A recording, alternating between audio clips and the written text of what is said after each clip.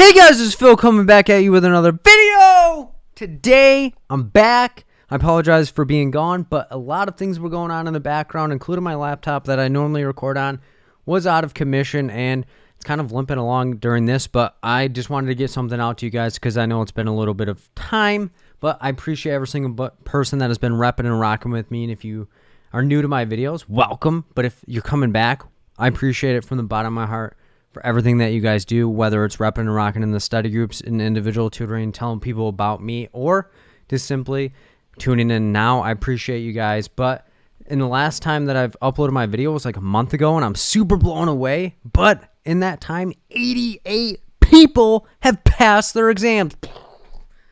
It's amazing to me because there are so many people on this list that didn't think that they could do it or had to go through so much adversity to get to where they had to go to get to the other side, kick the exam in the chest, rip its head off, throw it away, and now are getting carried away in their careers in which way they wanted to go. But let's get into the people that passed, and they are as follows.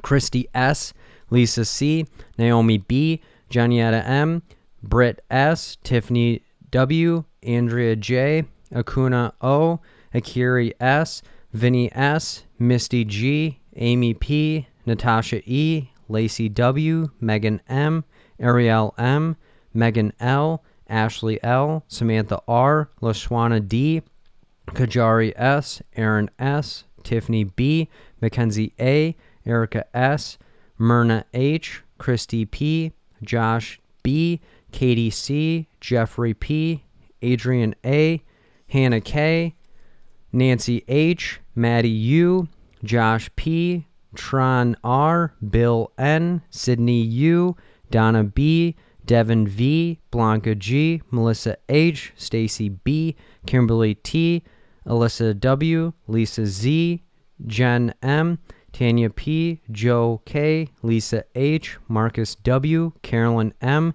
Tierra K., Nancy L., Kendra H., Paige B., Veronica L., Rachel A., Sandra P., Tanisha L., Sally E., Tamika T., Lee S., Amber C., Shanae S., Alexandria K., Ashley H., Alyssa L., Stephen M., Melissa M., Betty H., David F., Latoya N., Rosanna M., Jessica B., Samantha W., Aaron M., Alyssa L., Joseph W., Jennifer S., Latoya R., Lachan W., Unique D., Shatavia L., Debbie P., McQuira O., Teresa S., and Naomi E. I'm so excited, man, because a lot of these people, like I said, didn't think that they could get to the other side. They walked in, kicked it in the chest, got the job done. From the bottom of my heart, I appreciate every single person that is repping and rocking with me, but specifically those that don't feel that they can get to the next level or are not sure what they can do in the exam and are believing in themselves anyway. And if you're like, Phil, how can I rep and rock with you as well?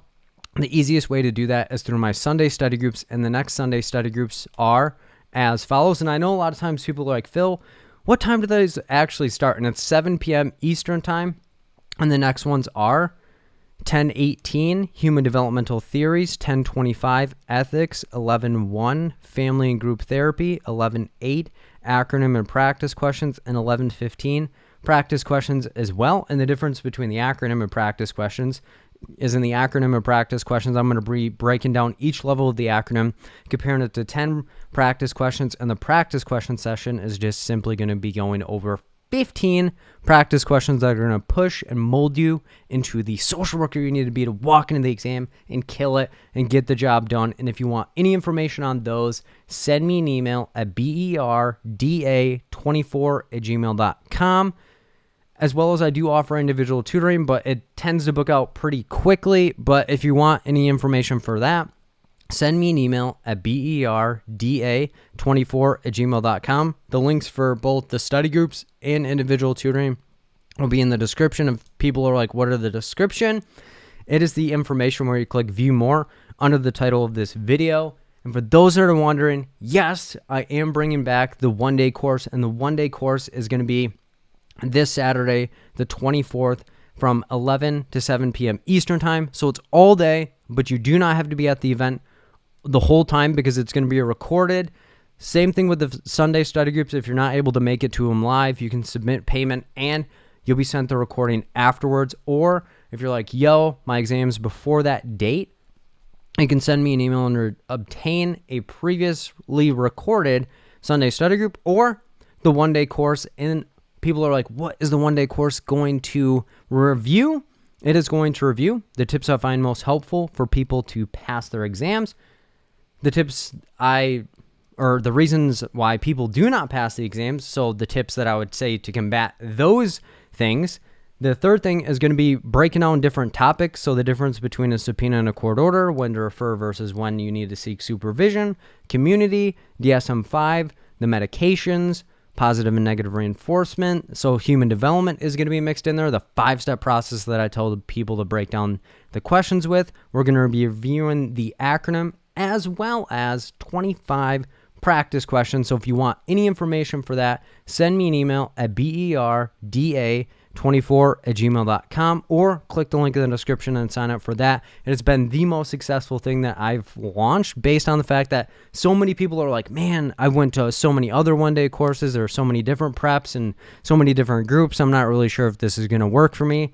And then they're blown away because they're like, this is the most comprehensive thing that I've seen that actually tells us how to break down the questions, not simply just gives us questions and says, all right, get on with it. And you can watch it and review the recording as many times as you would like to.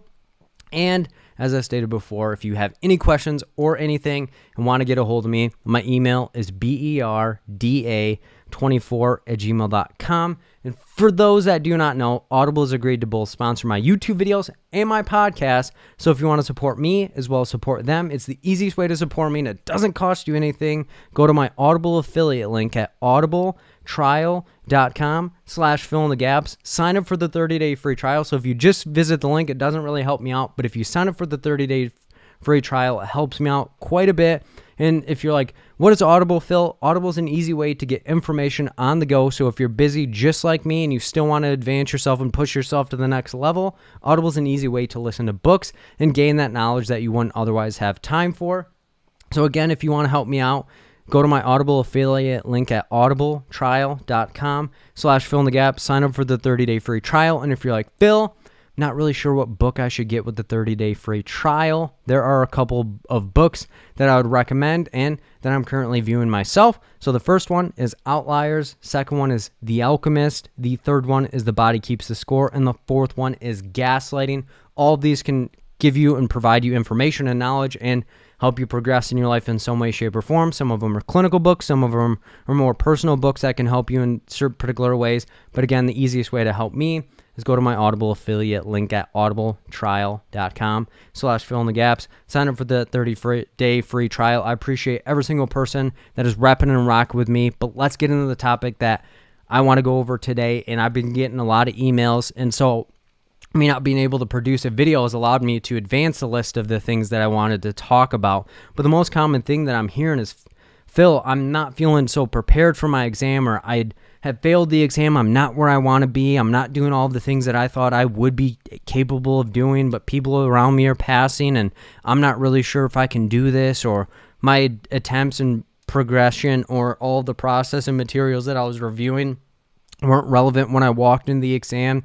I'm not really sure where I need to go. I've been coming from backgrounds where a lot of things I had to work for, and I'm not really sure what I can do or if I can work harder to get to where I need to go to walk in and pass the exam. So I wanted to provide a list of, I wanted to call this like the video of calming, but for those that know, I'm not really that calm of a person. My high energy is what makes me who I kind of am. So I'm going to try my best to provide tips to be calm, but I may get riled up throughout this video, so forgive me. But one of the first things that I want to introduce is safeguard yourself. And what do I mean by safeguarding yourself? So safeguarding is simply preventing yourself or protecting yourself from potential dangers in the future. So protecting yourself or being safe or guarded in the moment is what we typically want to do. Like, only once we get into situations do we want to defend and guard ourselves. So safeguarding yourselves is thinking of all the possible situations and things that could possibly negatively impact you in the future, and identifying strategies even before it comes or after the thing has happened to you, being able to identify the things that could help you protect yourself in the future. And why is this relevant? Because a lot of what is happening in society today is a lot of negativity and a lot of people trying to sway you one way or the other, or you're like being torn and pushed in multiple different directions, whether it's through stressful situations, whether it's working with clients and then having to come home and do all of the things for yourself, and then you're not feeling energized, you're not feeling pumped up the way that you thought you would, or you're kind of negatively beating yourself up or have expectations you're not meeting, etc. So when we need to safeguard ourselves, because there's so much information and there's so much negativity and so much going on in our lives, 100% of the times that if we do not guard ourselves from the things that are negatively or taking away from us, we are not going to be the versions of ourselves that we should be. So how we safeguard ourselves is think, what are all the things that I feel inside of me that I have to get done on a daily basis?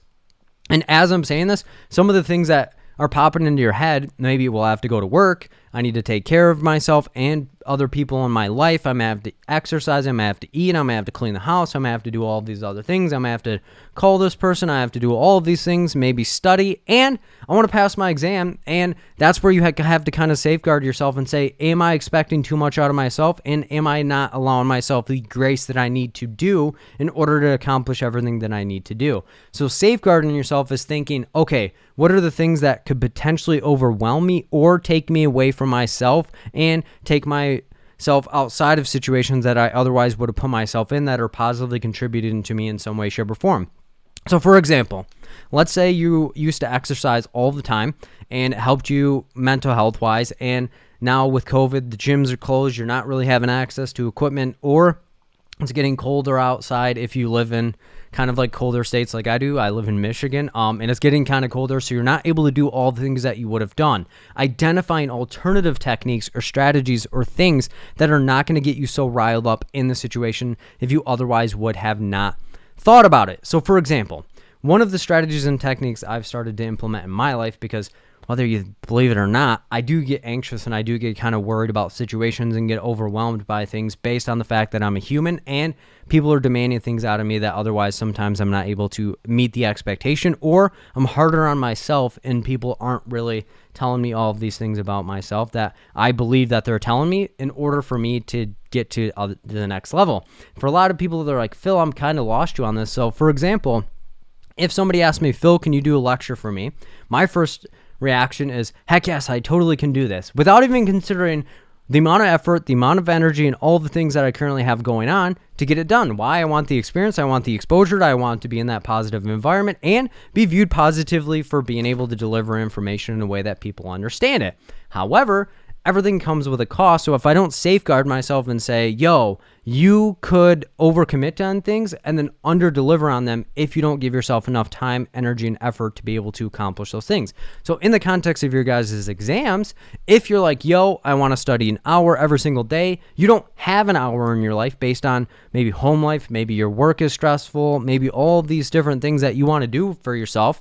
So if you cut out 30 minutes, let's say, from you being able to talk to a friend, or you being able to exercise, you being able to watch Netflix, you being able to scroll on your phone, etc., all these different things, if you're not allowing yourself to do those things when they otherwise were helpful for you, you're almost negatively impacting your life by introducing a new goal in your situation when it's not otherwise ready for it. So when this comes about, you want to make sure your stress level is at bay or at a manageable level when you're preparing to do things. And this is where a lot of times people are like, Phil, I'm walking into questions, I'm not getting them right. This app over here, this book over here, this program over here, all telling me that I'm not ready to take my exam. And my first question to them always is, what is your perception of being able to take the exam? What do you think you're going to be able to do in the exam? And oftentimes people are like, well, I'm not really sure. I've been laying my preparedness or laying all my worth on these things that are external to me. And it's like, well, you haven't safeguarded yourself away from all of these different things that are negatively scrutinizing you and bringing you down and taking away from you. And if you otherwise would have been like, yo, I'm going to learn the process of these, not really focus on the results of these, and allow for myself to get to where I want to go.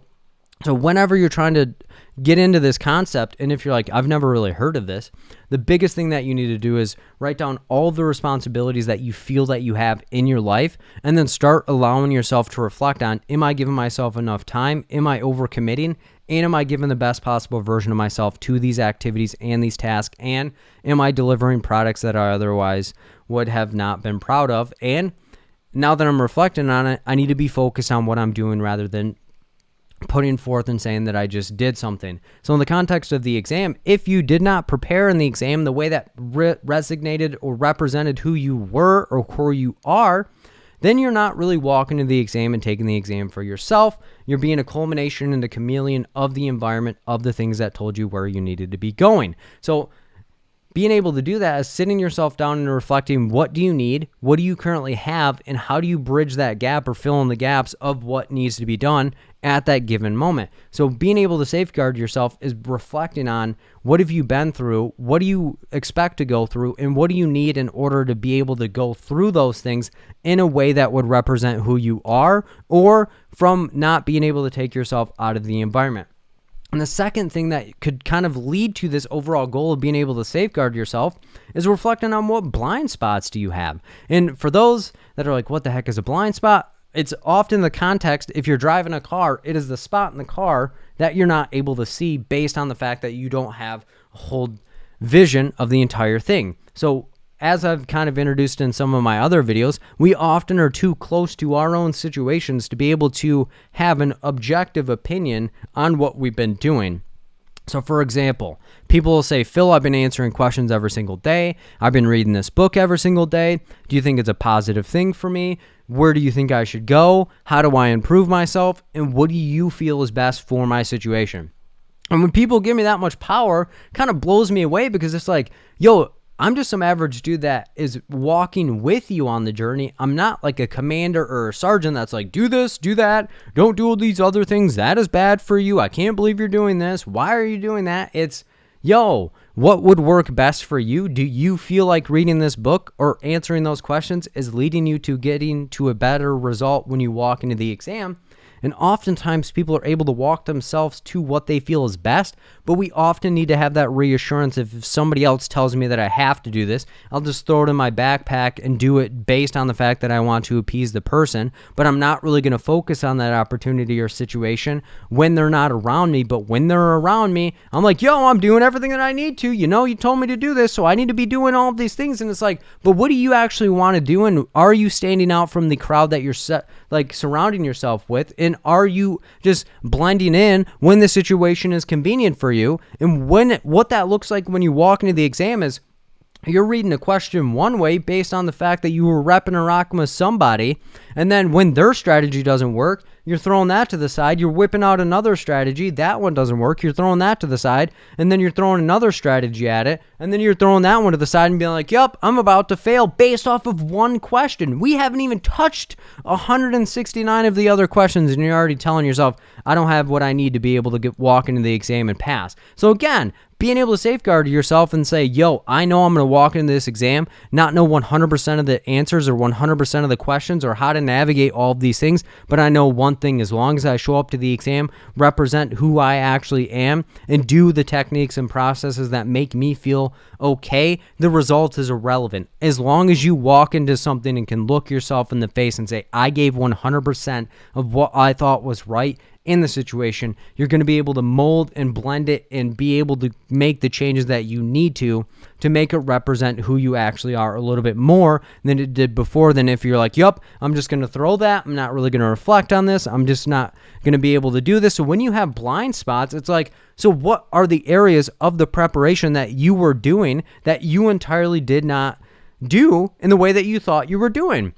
Oftentimes, this is going to come in the form of the way you're breaking down the question. If you don't have a process of consistently breaking down the question, you almost have to develop one, so that way you ease yourself, because when you know what to expect, so with clarification comes comfortability. So oftentimes when people connect with me, I come up with a process that is simple for them and feels comfortable for them, and then they walk into the exam less stressed based on the fact that they're like, all right, so I have this amount of information, rather than, all right, I have 12 pages of information, 12 different ways to look at the questions, and I'm not even really sure what one looks okay or right for me, but I know I can navigate it based on the fact that I have my toolkit. And it's like, you don't need to have a toolkit. You just simply need to have the tools that you need to get the job done. You don't have to know all the different techniques in the world to be a good therapist. therapist. You need to find the therapist and the technique and the strategies that you know and makes you unique and gifted in the way that you do it to be able to get the job done. So identifying the blind spots of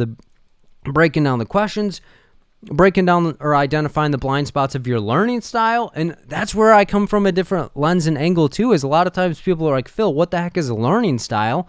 And how do I even know I have one? And I simply kind of laugh and say, well, you got a degree. Well, you have 2 degrees. You have a way to be able to learn information, and you're being able to navigate like therapy and all of these different avenues based on the fact that someone explained information to you in the past in a way that made sense to you, and you've reinforced it in a way that makes sense for you as well. So oftentimes people will buy a book based on the recommendation of somebody else. That's not how they really learn, and then they're beating themselves up for not being able to retain the information or apply it into questions, when if they hear it in an auditory form and they're like, wow, I hear it and I do way better on the questions and I understand concepts a little bit better, you need to almost burn your book and get some benefit from it based on it would provide you warmth than to kind of like disguise yourself in a way of like, yeah, I learned based on reading, and that's not the case. You have to base your learning style on what works for you. And if you're like,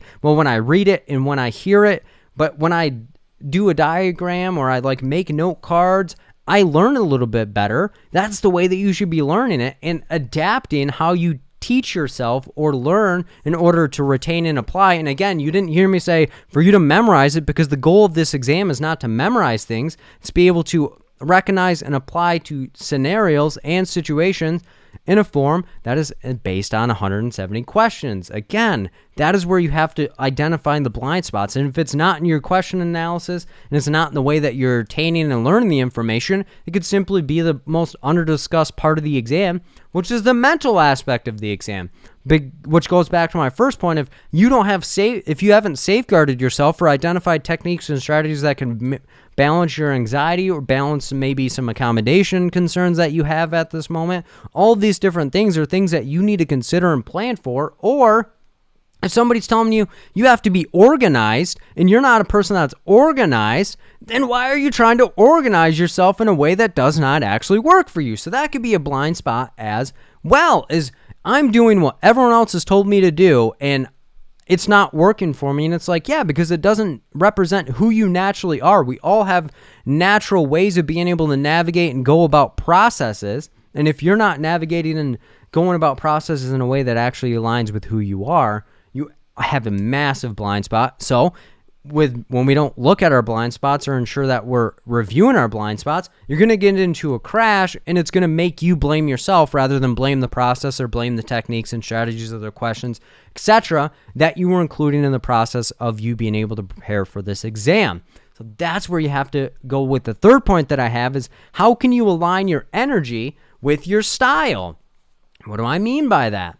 Because if you have a very, very motivated and organized and structured style, how do you make that adapt to what you are feeling at the moment? So what do I mean by that? Because a lot of times people are like, Phil, I have fluctuations in my motivation. I'm not really sure why. Doesn't mean that I don't care. And then we have the almighty theory that I always joke about having and publishing is, for a week out, for whatever reason, if you're a week out from your exam, it blows your mind and makes you go like wild and question everything about yourself, when at the core of it, it's simply, I am afraid that I have not done enough to walk into the exam.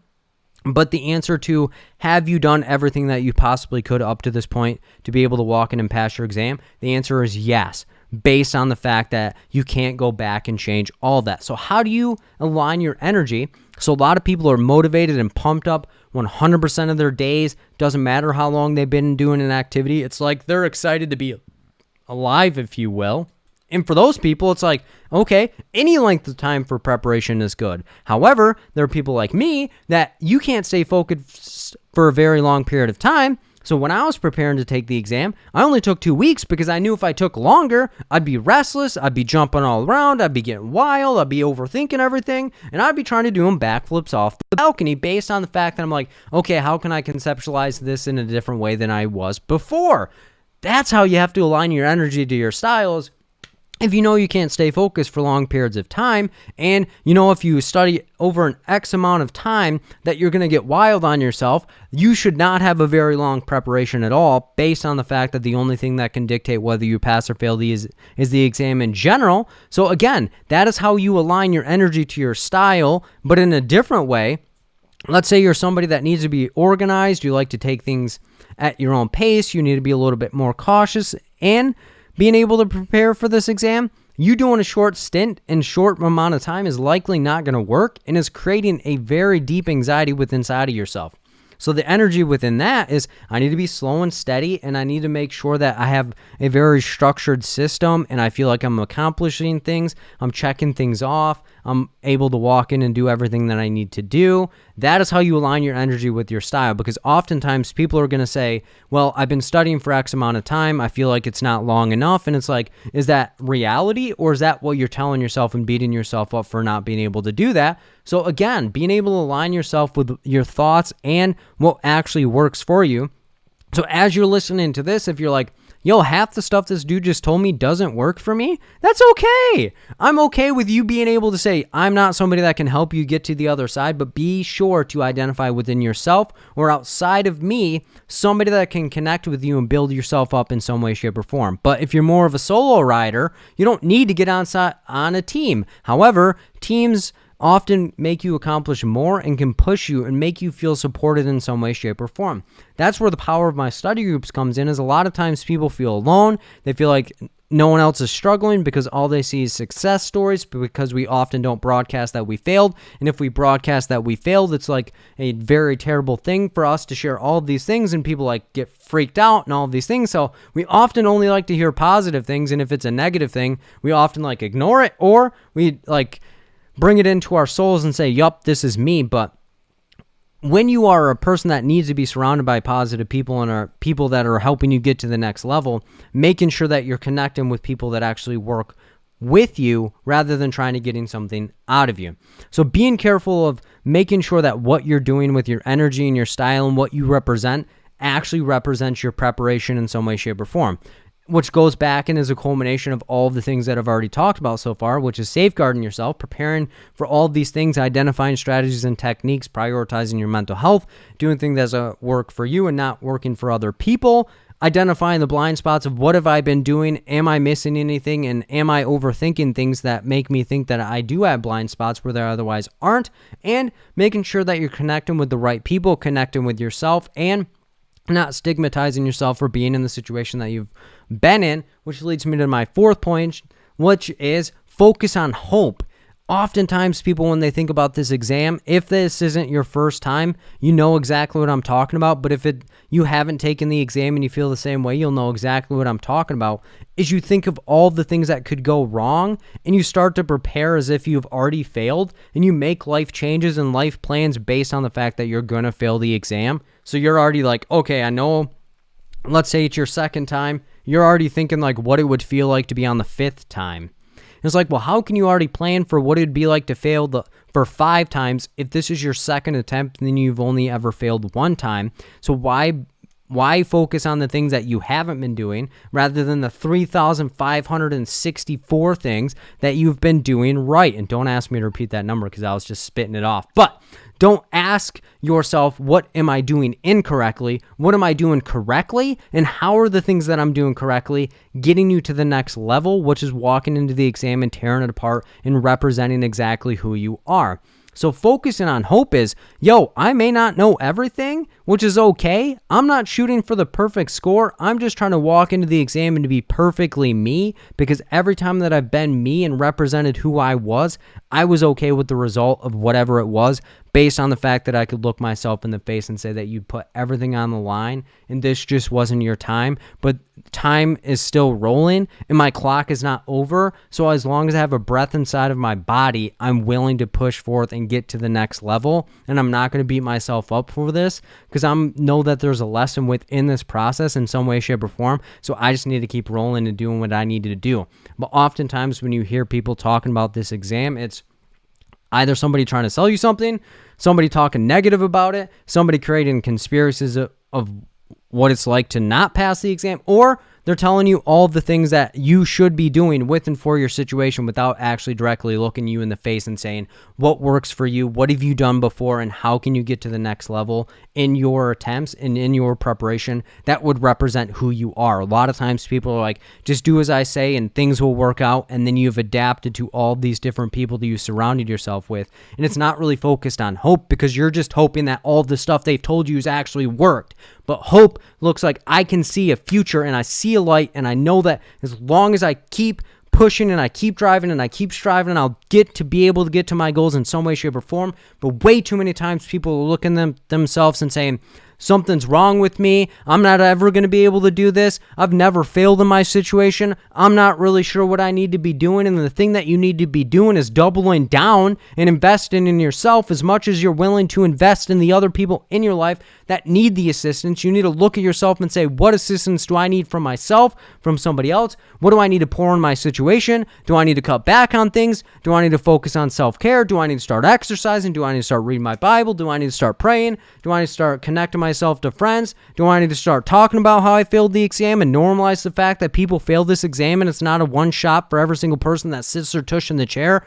And the fact that we're going through a pandemic, and the fact that the election's coming up, and all these different stressors in your life, it is normal to not feel okay, and it's okay not to feel okay as long as it's not long term. And if you're not feeling okay for long term, being able to connect yourself to a positive source that's going to be able to redirect you in some way, shape, or form, because you are worth every single thing that you put yourself in. But do not look at yourself like you do not deserve things as equally as somebody else, that you're willing to give it to them if they asked you for it. So you need to start asking yourself, I need this for myself. And if you're not willing to give it to yourself, what is the disconnect and what is the problem within you that is stopping you from being able to pour back into yourself? Because you cannot pour from an empty jug or a cup, whatever you want to look at, when the situation and the dust settles. Who is there to help build you up after they've already been in the situation, and they're not just trying to take something out of your situation?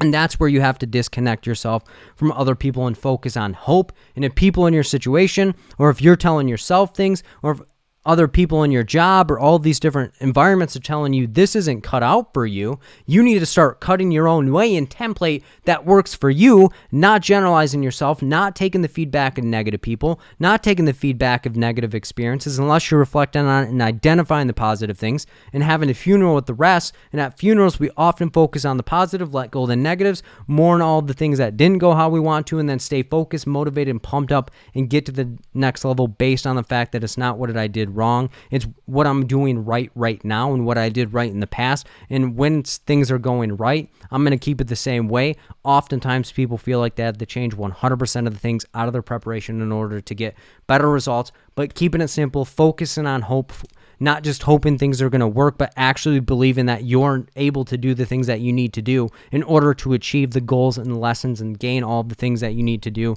in your life, which leads me to my fifth and final point, which is give yourself credit.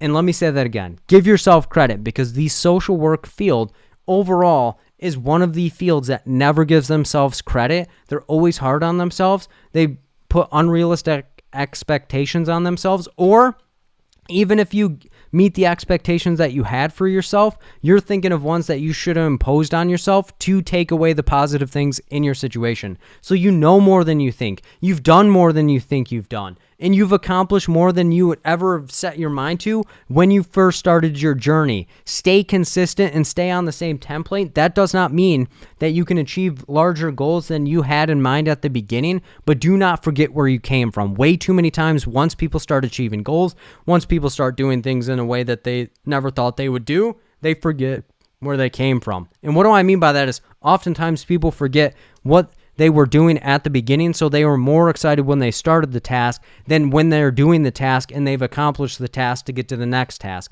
And what do I mean is, if I, for example, let's say when I first bought this phone, I was super excited, I was super pumped up, I felt upgraded, I felt excited. Let's say you bought a program or you started repping and rocking with my videos, you feel pumped up, you feel motivated, you feel driven, you're like, I'm going to run through the nearest wall, I'm going to kick the exam in the chest, I'm going to get the job done. and then it doesn't go how you wanted it to go, or you aren't doing what you thought you would do on the questions, and it's led you to start second guessing yourself. It's led you to start questioning your abilities and capabilities. So you have to reflect on the excitement that you had at the beginning, because unless you walked into the exam and got 0 correct, something worked at some capacity, and your process just needs to be polished up to make it represent what works for you, as well as what the exam is looking for you to be able to navigate situations in a complex way, not just black and white, and being able to navigate all these different things at all these different times, but saying what is going on right now. You're not creating a treatment plan. You're not treating the person for 12 weeks. You're just seeing them for the small time that it takes for you to be able to read the questions, apply the techniques, compare the answers back to the question to get the job done some way. So give yourself credit, and in any which way. And if that looks like you starting to use positive reinforcement on yourself, so you start adding rewards for yourself for maybe studying days in a row, for getting X amount of questions correct, for not giving up on yourself over X amount of time, for making it through the study sessions that you've done. And yes, I am talking to people right now that are like, yo, I've never really given myself credit for everything that I've done. I thought the reward was actually going to be able to pass the exam. And it's like, no, that's the end result. But if you're not incentivizing yourself along the way, whether that's giving yourself time off, whether that's exercising, whether that's watching Netflix, whether that's taking days off, any of these things you need to be able to do to make sure your mental health is okay. And that's why I said it's the most under-discussed thing, because our society's like grind, grind, grind, grind, grind, grind, grind, grind, grind, grind, grind, grind, and then you'll end up getting your result and the goal. And that's not what you should be searching for. It's what are the lessons? What are the progress that I've made? What are all of these things that I wanted to do at the beginning? And that's what you can load up and say, all right, I'm 1 week out from my exam. And that's if you've been giving yourself credit and progress along the way. That is going to be an easy fix for you to be able to like, yup, I've done everything that I possibly could. But if you do not give yourself credit for the things that you've done right now, or that you're going to do, or that you want to do, you are not going to be able to reflect and be able to look back and say, yo, I did everything that I possibly could. And your mental health is likely going to be lower than if you haven't been doing that. But that's okay if you haven't, because there's no day like the present. You can start that right now. But if you're not reflecting in and checking in on yourself, no one else is going to check in on you. Let me say that again. If you're not checking in with yourself, no one is likely going to check in on you. And some people are like, you don't know my friends, or you don't know, people are checking in on me and all these things. But are they checking in directly on the things that you want them to check in on? Or are they just giving you time and presence? And that feels good. But then you have unresolved things inside of you that you haven't shared with anybody. And when you do not share, you are suffering in silence. And then it's going to be building up. And then you're not even going to want to be in those situations or actually feel supported. So even though people are kind of supporting you in some way, it may not even be in the way that you want them to support you, or they're not even asking the questions that you want them to ask, and you're not willing to look out and say, yo, this is something that I need to talk to somebody about or exchange with about, which again leads back to that we're one of the few fields on the world, and that's generalizing, so apologize, but we're one of the few professions in the world that do not talk about all the things that we are going through and or giving ourselves credit along the way, based on the fact that we feel the expectation is to be able to keep everything to ourselves. Nothing really is going to go wrong. And since I'm a mental health professional, I should know everything mental health. My mental health should be 100% okay, and I'm okay 100% of the time, and I'm upbeat, energized, and doing all of these things. It's not the case. You have to realize, oh, I have a heartbeat, I'm a human, I have human feelings, I have human reactions, and I have human needs. So attending to those needs in order for yourself to be more tended to is super duper important. And like I said, this has been something heavy on my head, and I know this video is not going to resonate with a lot of people, and that's okay, but this is speaking to the people that are, one, struggling at this given moment, two, have a lot of stress, and three, are looking at themselves and saying, yo, I'm not even sure if what I'm doing is correct, or am I doing all these things, and where do I actually go? I failed my exam, or what do I need to do? But again, sitting yourself down, giving yourself the credit, reflecting on everything that you need to do, getting the job done. And if you want any support or need anything from me, send me an email at berda24@gmail.com. I hope to see you guys in the Sunday study groups, maybe in individual tutoring, or even in the one-day course. From the bottom of my heart, I appreciate every single one of you guys. I can't say it enough, and you guys mean so much to me, and the Fill in the Gaps community would be nothing without all of you guys. So from the bottom of my heart, take care of you guys yourself. I'll see you guys in the next video, and peace out, guys.